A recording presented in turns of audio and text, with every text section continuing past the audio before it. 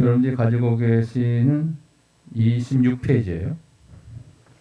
26페이지 보시면 자, 서론 부분 한번 같이 읽어볼까요? 시작. 하나님과의 교제를 방해하며 영적 성장을 가로막는 것들은 많다. 그 중에 가장 주의해야 할 것은 죄이다. 당신은 죄를 어떻게 극복할 수 있는가? 이 죄에 관한 부분, 장애물로, 방해물로 그것을 극복해야 우리가 영적 성장에 유익함이 일어날 것이다. 이렇게 말해요. 자, 거기에 관한 오늘 주제로 다룰 성경은 요한일서 1장 5절부터 10절 내용이에요. 자, 우리 본문 말씀을 힘차게 또 읽어보도록 합니다. 시작. 우리가 그에게서 듣고 너희에게 전하는 소식은 이것이니 곧 하나님은 빛이시라. 그에게는 어둠이 조금도 없으시다는 것이니라. 만일 우리가 하나님과 사귐이 있다 하고 어둠에 행하면 거짓말을 하고 진리를 행하지 아니하며조와 그가 빛 가운데 계신 것 같이 우리도 빛 가운데 행하면 우리가 서로 사귐이 있고 그 아들 예수의 피가 우리를 모든 죄에서 깨끗하게 하실 것이요 만일 우리가 죄가 없다고 말하면 스스로 속이고 또 진리가 우리 속에 있지 아니할 것이요 만일 우리가 우리 죄를 자백하면 그는 미쁘시고 의로우사 우리 죄를 사하시며 우리를 모든 불의에서 깨끗하게 하실 것이요 만일 우리가 범죄하지 아니하였다 하면 하나님을 거짓말하는 이로 만드는 것이니 또한 그의 말씀이 우리 속에 있지 아니하니라. 자, 본문 말씀 10절까지 읽었습니다. 자, 첫 번째로 본 것이 뭡니까? 하나님은 죄를 뭐 하신다? 용납하실 수가 없다. 이렇게 말해요. 사도 요한이 예수님께 듣고 전한 복음이 뭐냐면 그 첫 번째가 바로 하나님은 죄를 용납하지 않으신다. 왜 그럴까요? 하나님은 죄가 없기 때문에 그래요. 거룩하신 분이시기 때문에. 자, 왜냐하면 하나님은 이 본문에서는 뭐라고 얘기하냐면 요한일서에서는 뭐라고 그래요? 빛이시기 때문이다. 하나님은 빛이시다. 그래서 5절에 곧 하나님은 빛이시라 이렇게 말해요. 이 빛은 성경에 여러 가지 의미로 쓰이고 있어요. 하나님의 창조적 능력을 말할 때 빛이다 이렇게 말해요. 그리고 예수님이 내가 세상의 빛이라고 말씀하시고 빛으로 이 땅에 오셨죠. 생명이다. 내가 생명의 빛이다. 생명으로 말할 때도 빛이라는 말을 쓰죠. 구원을 의미할 때도 빛으로 교훈을 하실 때가 있어요. 또 하나님의 영광을 나타낼 때도 빛으로 영광을 나타내죠. 빛에 관한 빛에 관한 부분에 대해서 여러 가지로 설명이 됩니다. 자, 두 번째로 하나님에게는 뭐가 없다? 어둠이 없으시다. 자, 5절에 보면 그에게는 어둠이 조금도 없으시다는 것이니라. 자, 빛과 어둠을 대조하고 이루죠. 대조를 이루는 것이 됩니다. 그래서 빛은 하늘의 것, 어둠은 땅의 것. 그 빛은 선하고 어둠은 뭐예요? 악한 것이다. 그 빛은 진리고 어두움은 거짓이다. 그 빛은 생명이고 어두움은 죽음이고 그 빛은 의로운 것이고 어두움은 죄를 말할 때, 그러니까 빛과 어두움을 대조하면서 하나님과 그 세상과 또 사탄과 어둠의 세계와 같이 대조를 이루고 있는 것이죠. 자, 하나님은 자신의 도덕적 성품과 일관성을 이룬다고 얘기해요. 그래서 방금 읽은 말씀들 중에 첫 번째로 그는 어떤 분이세요? 의로우신 분이시고 하나님은 깨끗하신 분이시고 하나님에게는 뭐가 없어요? 죄가 없으시다. 이렇게 나와요. 자, 도덕적 성품 답을 달아주시고, 자, 다음 두 번째 내용을 보면 하나님과 교제를 방해하는 것은 방금 주제로 다룬 것이죠. 죄다. 이렇게 얘기해요. 자, 이 죄에 관해서 요한일서 1장 6절의 말씀을 보게 되면 이렇게 나옵니다. 자, 우리 여성분들 먼저 읽어볼까요? 만일 시작.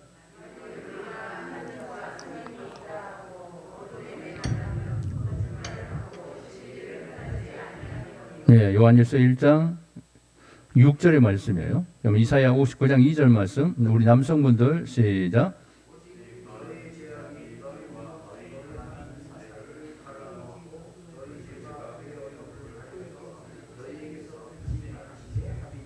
자, 제가 뭔가 분명하게 말씀해 주지요.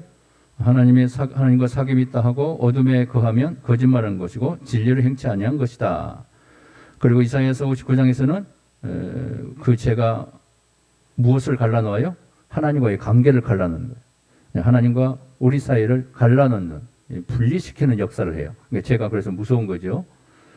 그래서 우리를 하나님으로부터 멀어지게 만드는 것이 죄죠. 사탄이 하나님으로부터 멀어지게 하기 위해서 뭘 우리에게 집어넣어줬어요? 인간에게 죄를 집어넣는 거예요. 이 땅에 죄를 가지고 교만하게 만들고 하나님을 반역하게 만들게 했죠. 불순종하게 만들었죠. 그래서 하나님과 파괴된 관계를 만들어서 하나님께 나아가지 못하게 하고 하나님이 주시는 모든 축복을 받지 못하게 사탄이 인간에게 찾아와서 하나님과의 그 축복을 방해하는 역사를 했죠. 자, 더 나가서 첫 번째, 죄는 하나님의 의로우신 성품에 뭐한다? 반대하는 모든 것이다. 자, 로마서 1장 28절에 또한 그들이 마음에 뭐예요? 하나님 두기를 싫어하매 이렇게 나와요. 로마서 1장 28절의 말씀, 이것은 고의적 죄를 말해요. 고의적 죄. 죄가 하나님과의 관계를 단절시킨다는 것을 얘기합니다. 우리는 어렸을 때 부모에게 고의적으로 거역한 일들이 한두 번 정도는 다 있지요. 예수 안 믿을 때 부모님을 한두 번씩 거역해요. 사춘기 때도 많이 거역하고. 죄는 바로 하나님의 의로운 성품에 반대하는 모든 것이 바로 죄가 된다. 자, 다음 페이지에 보면 조금 더 자세하게 말씀이 나오는데요. 자, 죄는 무엇이다? 죄는 빚이다. 그래서 하나님이 인간에게 주신 도덕적 의무를 지키지 못한 상태를 말한다. 자, 그러면서 마태복음 6장 12절에 뭐라고 하는가요? 같이 읽어볼까요? 시작. 우리가 우리에게 죄 지은 자를 사하여 준 것 같이 우리 죄를 사하여 주시옵고, 주님 가르친 기도 가운데 이 죄를 빚이다고 얘기해요. 빚. 자, 우리가 하나님께 빚을 지고 있어요. 빚을 지고 있는데 그 빚이 바로 죄다 이렇게 말합니다. 그래서 죄를 졌다는 것은 바로 하나님께 빚을 졌다는 것을 얘기해요. 창조주 하나님은 피조물에 대한 권위를 가지고 계시죠. 그래서 피조물에게 책임을 부여할 수 있는 고유의 권한이 계세요. 하나님께. 창조주 하나님이니까 그러죠. 전능하신 분이고 그렇기 때문에 그러죠. 절대적 권위를 갖고 계시죠.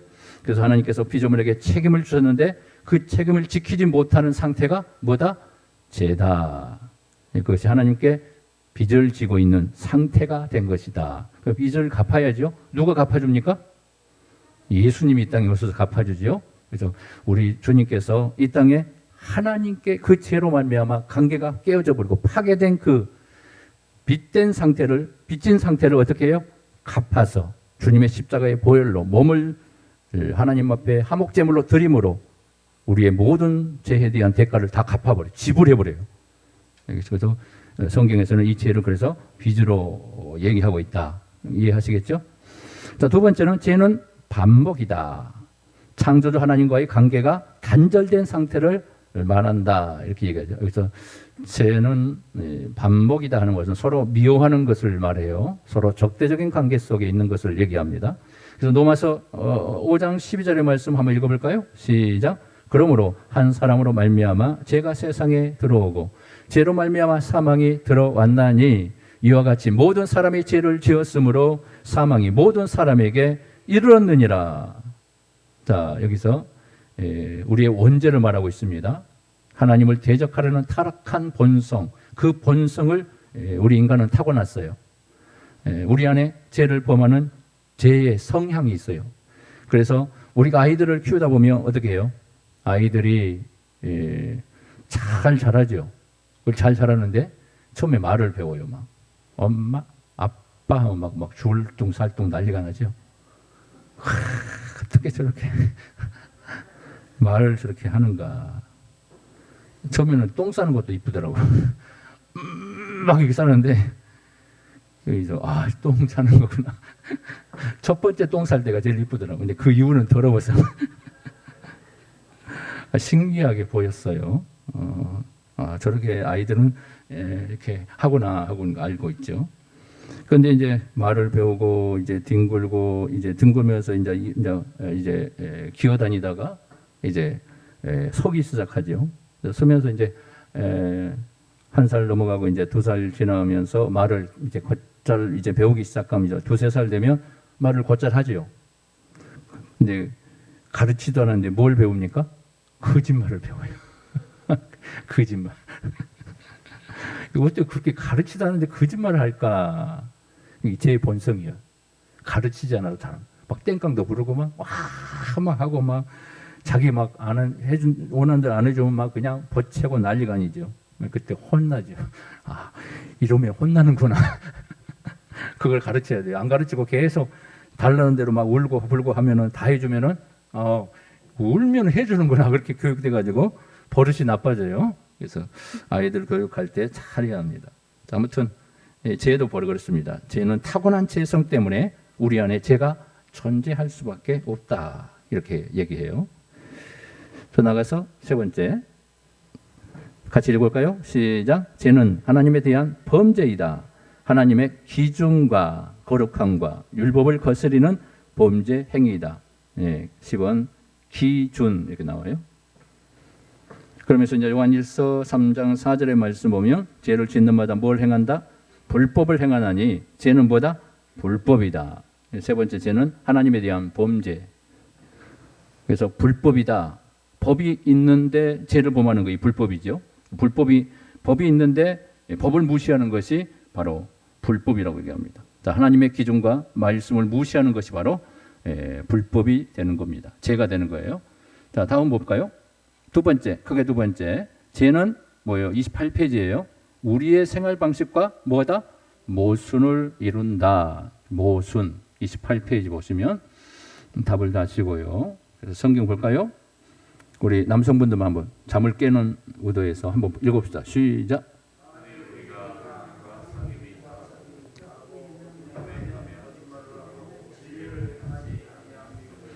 좀 안 맞네요. 좀 피곤해지셨는 것 같아요. 아무튼 하나님과의 관계가 영원히 지속돼야 하는데 제가 그 관계를 지속하는데 뭐 한다? 방해를 한다. 이게 하나님과의 관계가 방해되는 것은 뭐예요? 하나님과의 영적 관계에 충만한 역사를 이룩함으로 우리가 영적으로 성숙하게 되고 하나님을 더 많이 알아가게 되고 하나님에 관한 모든 것들을 더 많은 것을 습득하게 되죠. 그런데 그것이 방해되기 때문에 하나님과의 가까이 갈 수 있는 모든 것이 차단되게 이 사탄의 역사죠. 제가 바로 그런 관계를 끊어내버리고 하나님과 가까이 가지 못하도록 방해하는 역사를 행한다. 교제하지 못하게 만들죠. 교제하고 있다는 것은 뭘까요? 성숙하고 있는 거고 하나님과의 관계를 통하여 성장해 가고 있다는 것을 말하는 겁니다. 하나님께 속하지 않는 것은 어둠의 영역이기 때문에 그렇습니다. 다음 세 번째 볼까요? 죄는 뭐다? 죄의 세력은 여전히 역사한다. 세력. 답을 적으시고요. 죄의 세력은 계속 역사하고 있다. 우리가 하나님의 자녀가 됐어요. 구원받았어요. 그래도 죄는 우리 안에 계속 존재한다는 거예요. 구원받았으니까 하나님께서 우리 모든 죄를 속죄했으니까 그러면 더 이상 우리 안에 죄가 존재하지 않느냐? 죄가 존재한다는 거예요. 여기에 죄에 대한 갈등의 문제가 우리 안에서 죄와의 싸움이 시작되는 거예요. 그러니까 믿는 그리스도인들의 삶 속에 이런 갈등, 죄와의 영적인 갈등이 시작되면서 거기에 관한 영적 스트레스를 받게 됩니다. 자, 그러면서 죄는 여전히 우리 안에 존재하고 있다는 것. 하나님께서 우리의 모든 죄를 용서했음에도 불구하고 죄는 여전히 존재한다는 것은 무엇입니까? 우리가 지금 구원이 완성되지 않았기 때문에 그래요. 이 땅에 존재하는 한 이 땅에 죄가 그대로 존재하고 있기 때문에 하나님 이 땅을 회복하지 않았어요. 언제 회복됩니까? 이 땅이 하나님의 심판 이후에 새하늘과 새 땅으로 회복한다고요. 다시 새하늘과 새 땅이 새로운 세상이 드러난대요. 새하늘과 새 땅이 예루살렘이 오면서 그 나라와 그 나라가 마주치면서 새 땅으로 창조되는 역사가 일어나요. 거기서 이제 영원히 사는 하나님의 나라가 거기서부터 시작됩니다. 그건 진짜 아담과 하와가 최초로 에덴 동산에 그들을 두시면서 수많은 과일들을 먹게 하시고 그렇게 땀을 흘리지 않아도 그곳에서 살 수 있도록 만들었던 천지창조의 시작 에덴 동산에 죄 없는 흠없는 상태 속에 있는 그 상태보다 더 아름다운 세상으로 천국으로 우리를 인도하신답니다. 그게 완성의 나라예요. 그럼 그 완성의 나라가 이루어지기 전까지는 이 땅에 죄가 존재하고 있기 때문에 우리는 여전히 죄 가운데 영향을 받을 수밖에 없다는 것을 말씀합니다. 자, 그래서 죄의 세력은 뭐예요? 우리를 유혹하며 우리의 영적 성장을 못한다? 방해한다. 우리가 육신을 입고 있는 한 죄는 끊임없이 우리를 괴롭힌다는 사실. 거기서 교만이 있고 미움이 생기고 우리가 하나님 말씀에 깨어있지 않으면 매 순간 우리 안에 죄가 들어와요. 그렇죠? 항상 유혹이 도살입니다. 사탄의 유혹이 도사리고 세상의 제약들이 도살이고 또 우리 스스로 죄를 짓지 않으려고 해도 가까운 사람들이 가까이 와서 친구들이나 이웃들이 우리에게 죄의 함정을 파놓습니다. 그리고 같이 그 죄를 짓자고 유혹합니다. 이게 사탄의 역사예요. 사람을 통해 역사하고 환경을 통해 역사하고 사회적인 모든 부조리한 문제를 통해 우리를 죄로 끌고 가는 방해하는 역사들이 존재한다. 그래서 우리가 죄 용서 받는 죄로부터 형벌을 받지 않는 것에 대한 이 부분이 용서받은 것이 모든 것이 더 이상 죄에서 해방됐다는 것은 아니에요. 영원한 심판에서 해방되고 지옥의 권세에서 해방되고 사탄의 권세에서 해방된 것뿐이지 우리가 죄의 존재에서 벗어나고 완벽한 구원의 삶을 사는 게 아니라는 거예요. 죄가 존재하는 한 우리의 구원은 함께 공존하고 있다는 사실을 여러분들이 이해할 수 있기를 바랍니다. 자, 그러면 그래서 이 갈라디아서와 히브리서에 대해서 우리 여성분들 한번 꾀꼬리 같은 목소리로 시작.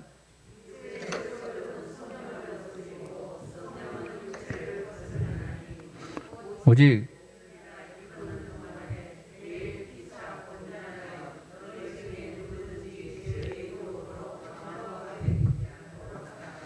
자, 보세요.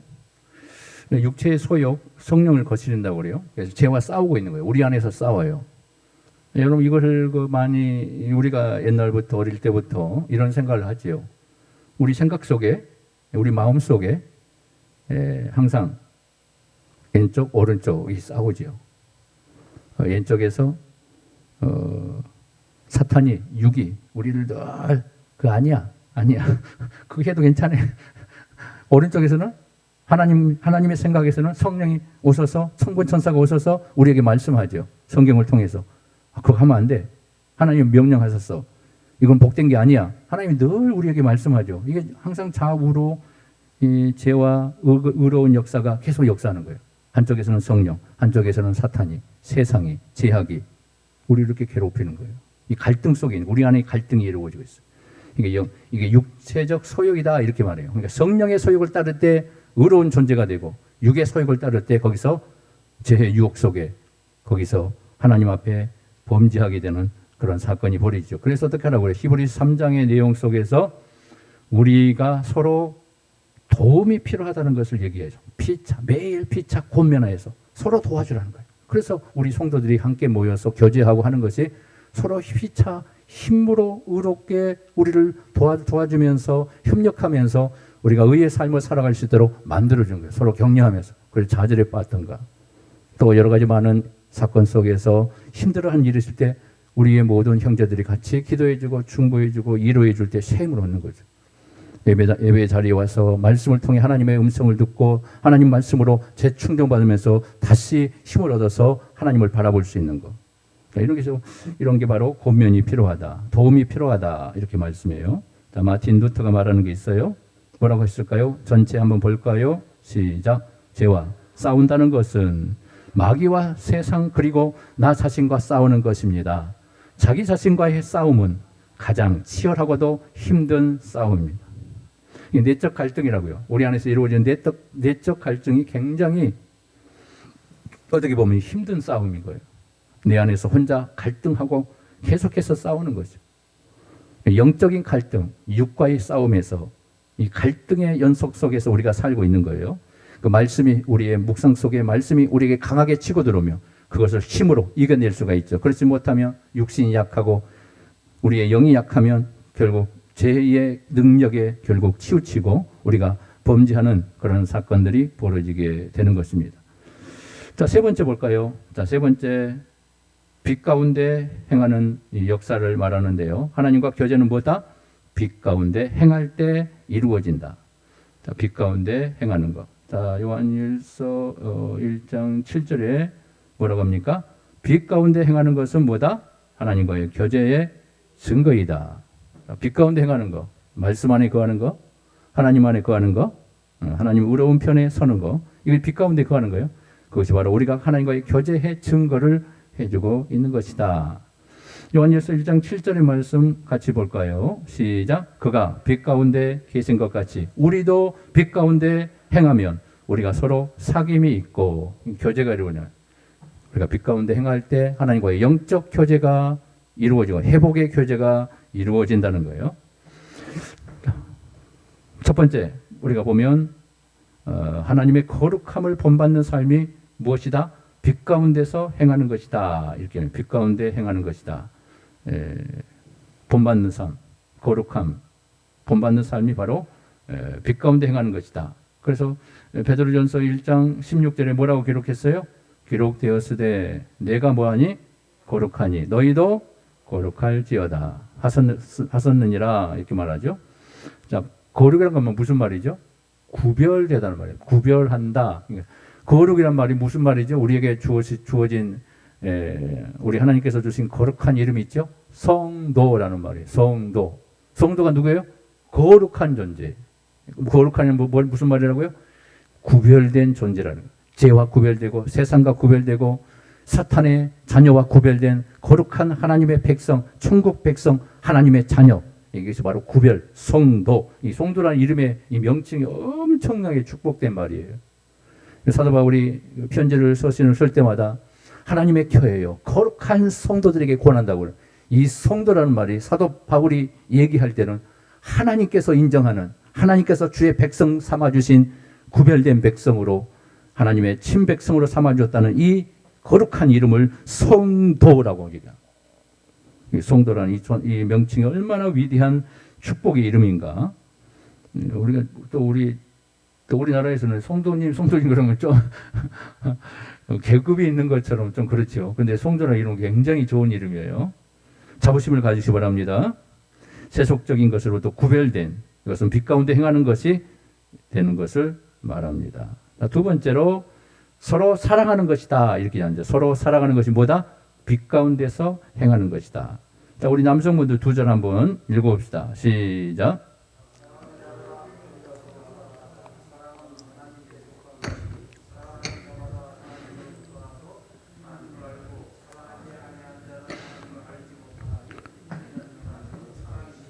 자, 서로 사랑하는 게 뭐다? 빛 가운데 행하는 것이다. 거룩한 백성이 되는 것은 바로 서로 사랑할 때 이루어지는 것이다.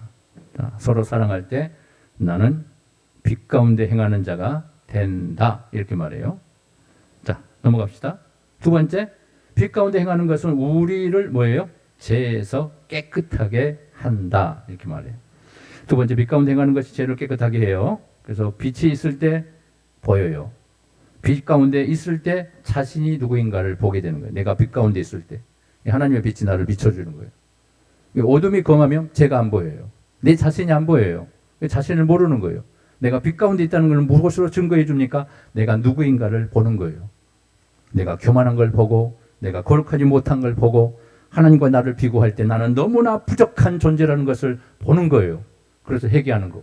그래서 하나님을 의지할 수밖에 없고 하나님이 나를 구원했다는 이 사실 앞에 너무너무 감격스럽고 감사하는 거예요. 그리고 뭐라고 합니까? 요한일서 1장 7절에 뭐라고 해요? 그 아들 예수의 피가 우리를 모든 죄에서 어떻게 했다? 깨끗하게 하실 것이요. 이렇게 말해요. 그래서 우리는 죄인이라는 것을 빛 가운데 있을 때 우리는 보는 거예요. 그래서 겸손해지고 하나님 앞에 겸손해져요. 내 자신을 보기 때문에. 내 자신을 보면 누구를 알아요? 하나님을 알아요. 하나님을 알면 누구를 알아요? 내 자신을 알아요.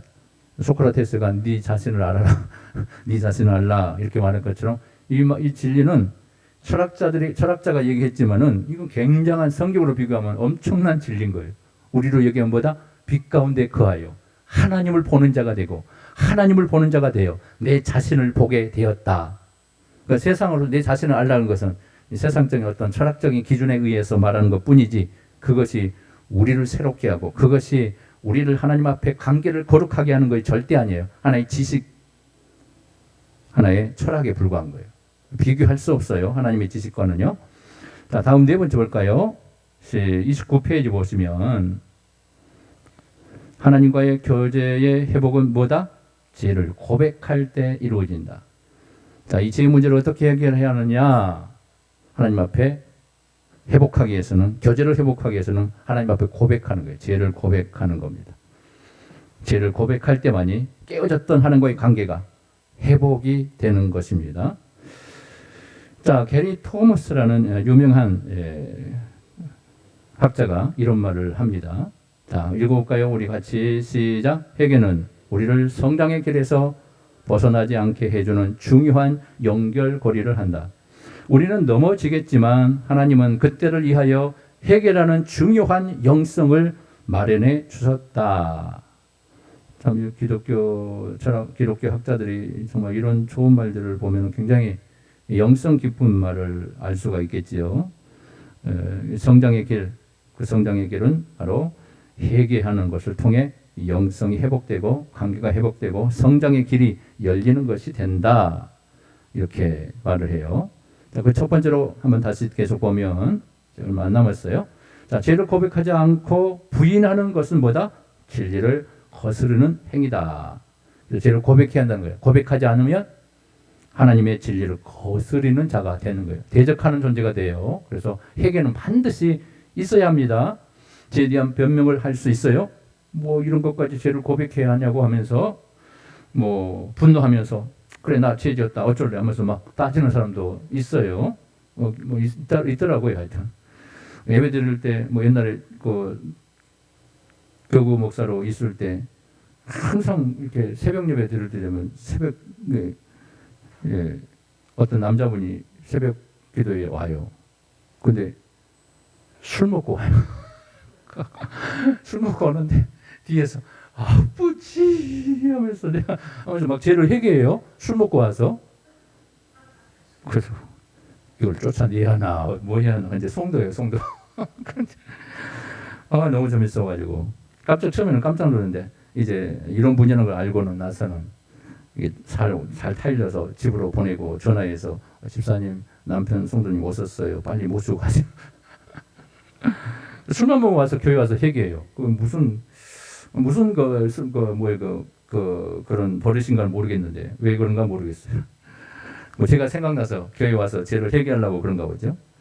아무튼 그렇습니다. 죄는 분명히 고백되고 회개해야 합니다. 그렇지 않으면 죄는 우리를 하나님과의 관계에서 말씀을 거스리는 행위가 되게 됩니다. 그래서 하나님과의 관계를 회복과 영적 성장을 위해서는 반드시 뭐 해야 한다? 죄를 고백하는 역사가 일어나야 한다.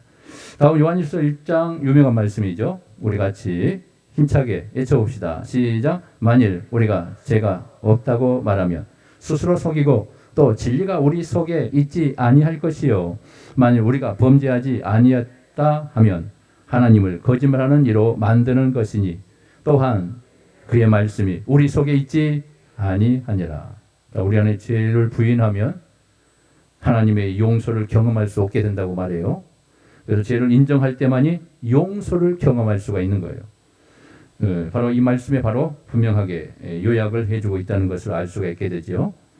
넘어가서 첫 번째 보면 그래서 죄를 고백하지 않고는 부인하는 것은 진리를 거스르는 행위다. 그래서 첫 번째 우리 자신을 뭐 해야 한다? 죄를 고백하지 않으면 속이는 것이다. 두 번째 하나님을 거짓말쟁이를 만드는 것이고 세 번째 그 말씀 우리 안에 있지 않는다. 증거가 된다. 그래서 죄를 고백하지 않고 부인하는 것은 진리 안에 거하지 못하게 방해하는 하나님이 기뻐하지 않는 것이다. 이렇게 말해요. 자, 게리 토머스라는 분이 또 이런 좋은 말을 했어요. 우리 같이 한번 다시 읽어볼까요? 시작. 회개는 하나님께 순종하지 못한 후에 우리를 바로잡아주는 영적 평형추이며 따라서 우리를 하나님과의 생명력 있는 교제에 계속 이어주는 영성이다. 회개는 우리 안에 내어드리는 마음을 불어넣고 그리하여 다시금 겸손히 하나님을 의지하게 한다. 회개가 이렇게 굉장히 우리가 영적 성숙의 삶에 나아가도록 만드는데 필요한 거예요. 그래서 하나님과의 관계가 점점 멀어지고 있다는 것은 회개하지 않기 때문이에요. 그래서 늘 회개하는 삶으로 자신을 점검하고 우리의 마음을 깨끗하게 회개할 때만이 용서가 되고 회개할 때만이 무엇의 역사가 일어납니까? 예수님의 십자가의 보혈의 역사가 일어나요. 주님이 피를 흘리시고 끝나버린 것이 아니라 우리가 그 피를 의지하고 기도하며 우리를 깨끗게 하실 것이요 우리를 사해 주실 것이요 용서해 주실 것이다. 이 보혈의 능력이 나타나는 줄 믿으시기 바랍니다. 자, 두 번째는 제 고백은 우리가 잘못한 일에 대해 뭐한다? 인정하는 것이다. 제 고백. 왜 고백합니까? 그 고백은 내 잘못을 하나님 앞에 인정하는 것입니다. 자백, 나의 죄를 하나님 앞에 말씀하는 대로 동의한다는 말이에요. 자, 여기 보면은 만일 우리가 우리 죄를 자백하면 여기서 자백이라는 말이 나와요. 자백이란 말은 뭐다? 같은 것을 말한다는 의미이다. 자, 어려운 말이에요. 어려운 말이죠. 같은 것을 말한다는 것은 나의 죄에 하나님께서 말씀하신 대로 동의한다는 거예요. 그래서 하나님께 죄를 지었습니다. 동의한다는 것을 말할 때 바로 이 자백이라는 말을 씁니다. 우리가 몸의 속에 우리 몸 밖이 아니죠. 우리 몸 안의 구조 속에 뭐가 잘못되면 거기에서 이제 병이 생기죠. 그래서 그 병을 알아보기 위해서는 뭘 해야 돼요? CT나 MRI를 찍어야죠. MRI를 많이 찍어요. MRI는 이제 그 신경적인 부분의 CT를 얘기하고 MRI는 이제 우리의 그 안의 구조, 어떤 뼈의 구조나 신경의 구조를 보는 거 얘기하죠. 하여튼 CT나 MRI에 어떤 병명이 나와요. 뭐 어떤 암덩어리가 보인다든가, 뭐 조직 같은 것이 막 이렇게 꺼멓게 보인다든가. 그러면 분명히 의사가 진단하고서 이거 암 같았네요. 큰 질환이 있습니다. 이래가지고 이제 판명을 하잖아요. 엑스레이가 나왔는데, MRI가 나왔는데, 뭔 소리냐고 나는 건강한데. 그래봐야 아무 소용 없어요. 그렇죠? 그걸 무시하고 계속 그 병을 키우면 어떻게 돼요? 그럼 제명이 못 사는 거죠. 스스로 목숨을 앗아가게 하는 미련한 짓이죠. 그래서 어떻게 해야 돼요? MRI나 병명이 나타나면 의사의 처방에 순종해야 돼요. 그거 인정해야 돼요. 내 안에 이 병이 있군요. 그럼 어떻게 할까요, 의사 선생님? 갑자기 힘을 해주고 나약해진 모습으로 가서 의사의 처방을 받아야 하는.